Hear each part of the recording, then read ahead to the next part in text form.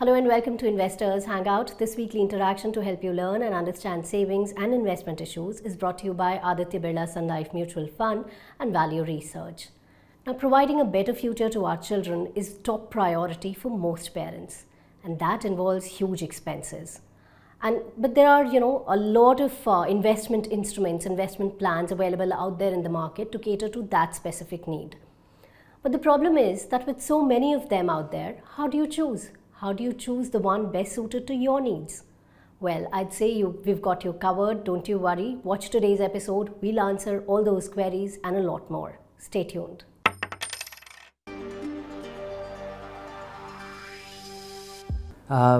Before I start talking about child-specific plans from insurance companies, it's important to understand that just calling an investment product as meant for child or a children plan does not make it any special.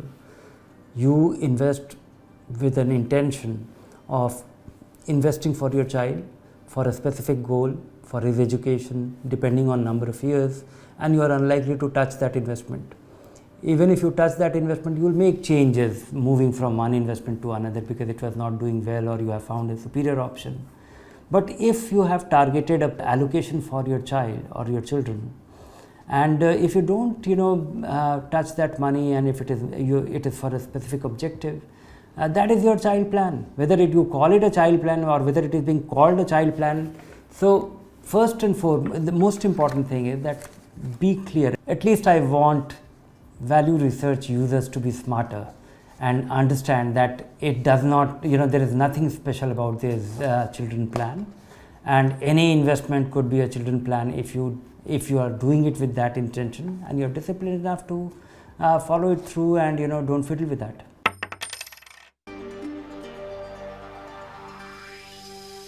Broadly, there are two kinds of insurance policies sold by insurance companies. One is one which actually makes a promise of some return, and the other one which is market linked, and either of it is not suitable. It is undesirable for you to be taking a children plan from an insurance company. That doesn't mean that you don't need insurance. When you mix insurance and investment, you don't get the best of either, and both of them are very important goals for you. Insurance is more important than the investment, and investment is also very crucial because it must work hard for this important goal of investing for child's education. And because it is a long-term investment, you should not be getting any nasty surprises, because if your investments don't do well, you will be disappointed. You will not be able to meet your goals, and you are going to get surprises on the cost front. The cost of education is rising, and it has been fastest growing expense in an individual's account in the last 10-15 years. It's going to be dramatically different, and it is better to have more than enough resources to take care of the education, because for us it is a priority and it is not a negotiable goal. I think every investor, any parent needs an insurance. The moment you have dependent children, you should have adequate insurance so that your dependent family, financially dependent family, can be taken care of just in case you are not around. And the moment you have a child, you should increase the amount of money that you require, the insurance coverage that you require. Maybe if it amounts to buying additional term insurance, and that will not cost you much. It is a very important safety net which you can create for your family, and it is wise to actually have multiple term insurance policies linked to specific goals. If you have a dependent child, then have a 50 lakh rupees term insurance for which the premium could be very nominal if you are buying it in your early stages of your life. And in 10-12 years time, when he is through with his education, look at it as a cost. Look at it as a cost of having a fallback just in case you are not around, but don't look at it as an investment. And that's the way you should be approaching insurance.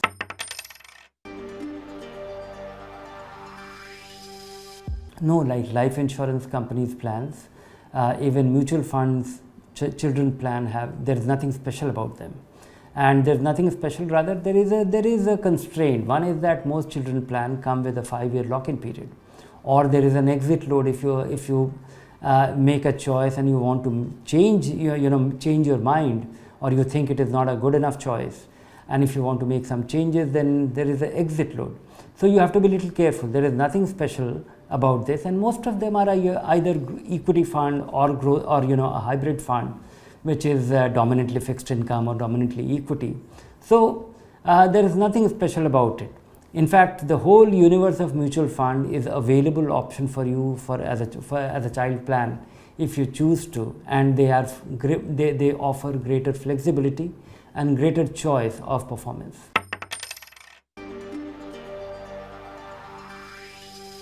Sukanya Samriddhi Yojana is a great option, is a great fixed income option.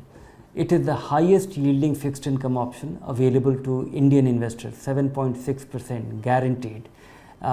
This is not a very old scheme, and this scheme was created by Government of India to incentivize making or saving for your girl child and to encourage that. So in that sense, it's the best fixed income option available to investors wanting to invest for your child. There is something very unfavorable with this option. Sukanya Samriddhi Yojana may not be a very wise thing for anybody, because if you are investing for 10-15 years, if you are starting to invest for your newborn child or 5-year-old child for next 10-12 years, you will get the guaranteed highest possible fixed income return from Sukanya Samriddhi Yojana, which is 7.6%. But you are missing, there is a great opportunity cost. My understanding is that the not so great equity fund, if you are very good at choosing a below average performing equity fund, still you will make more return, generate more return than Sukanya Samriddhi Yojana. So Sukanya Samriddhi Yojana is a good scheme, but it is not an appropriate scheme if you are investing for 10 years and more.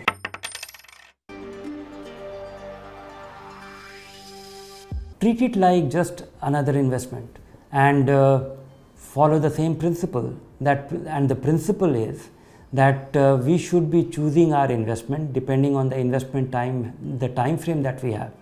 If you are investing for a very young child and this investment is going to be 10-15 years, then for the first 5 years, just invest all your money into a good equity fund. Keep doing that. Once that accumulation is something meaningful, then maybe move 20% of that money into fixed income and keep rebalancing it. You will start deriving benefit of it, and you will also get little assured that a small part of the money is getting into fixed income, which is relatively more stable, and carry on. Only when you are likely to need the money, when the child is likely to get into the college and you are likely to need that money and a meaningful amount, then the first year college fee, take that money out and move into fixed income or your bank account 4 years before you need it, so that at the last time, you are not dependent on the market to achieve your goal. You cannot be dependent on the market. All your money cannot be in the market before you need the money for such an important goal.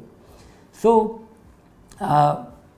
take the money that, start preparing for it, start the withdrawal 2-3 years before you need the money. Well, that's it in today's episode. Keep watching this space for more information. If you like the show, do subscribe to our YouTube channel. Take care. Bye for now.